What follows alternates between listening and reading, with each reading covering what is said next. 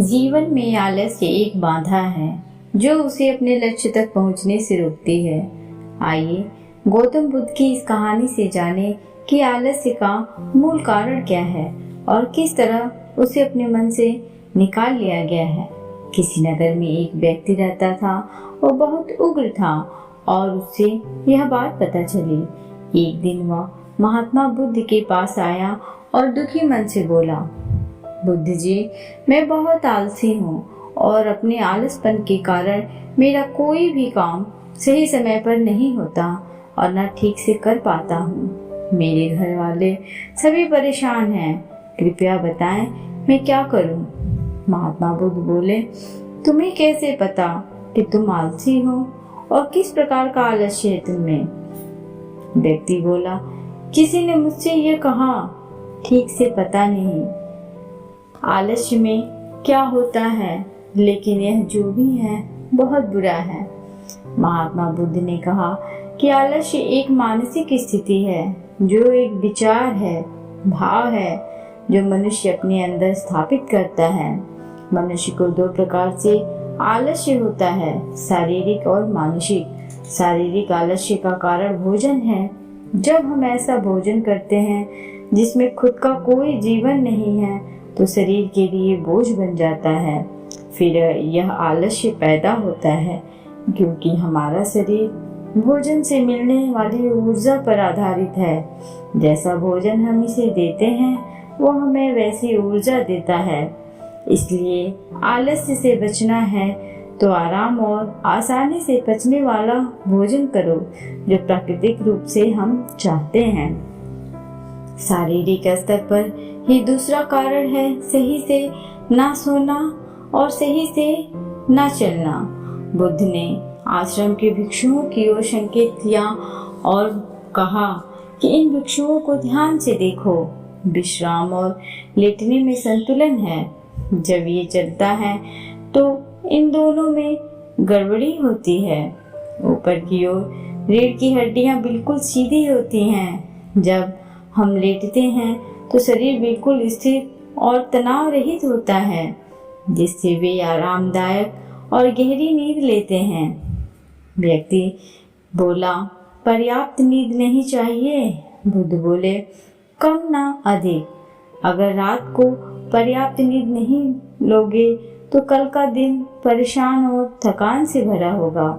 व्यक्ति ने कहा, आपने सच कहा, यह मुझे भी एहसास हुआ है। बुद्ध बोले, शारीरिक स्तर पर तीसरा कारण है सुबह जल्दी ना उठना। जल्दी तब उठ पाओगे जब रात को सही समय पर सोओगे। इन आश्रम के बच्चों को देखो, रात के सोने का समय निश्चित है, तब यह सब जल्दी उठ जाते हैं।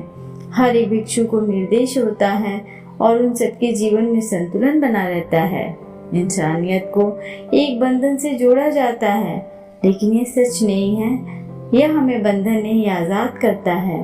बुद्ध ने एक व्यक्ति से कहा, यदि आप आलस्य से बचना चाहते हो तो एक निश्चित रूप से अपरिहार्य बन लो। एक व्यक्ति ने बोला, लेकिन शुरुआत कहाँ से करें? चलने से, बैठने से, लेटने से या सुबह जल्दी उठने से? बुद्ध बोले, इसी समय से। जो भी कर रहे हो उसे ध्यान से करो और मन के स्तर से समझो।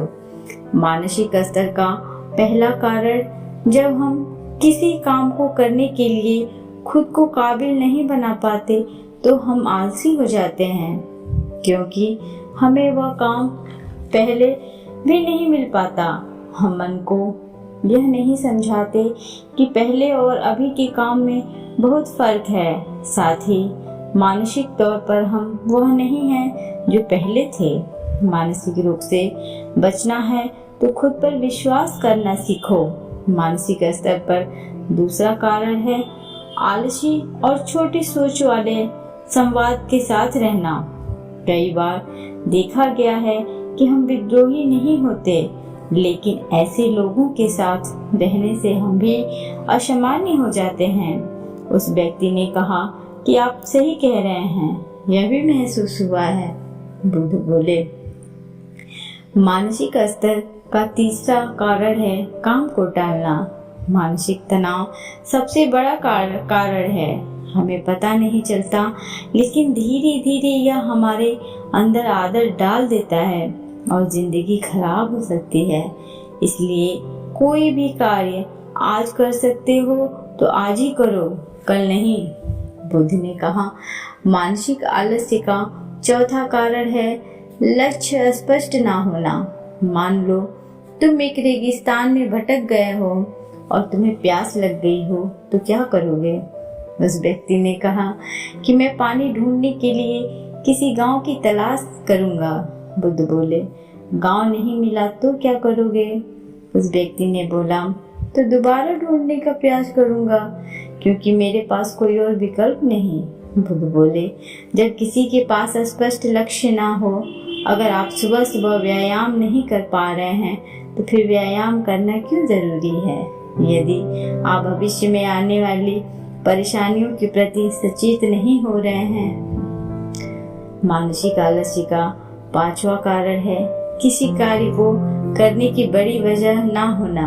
मान लो तुम किसी सुनसान जगह से कीमती गहने लेकर जा रहे हो, तुम थक गए हो और बैठना चाहते हो। यह सोचकर तुम पेड़ के नीचे बैठ जाते हो।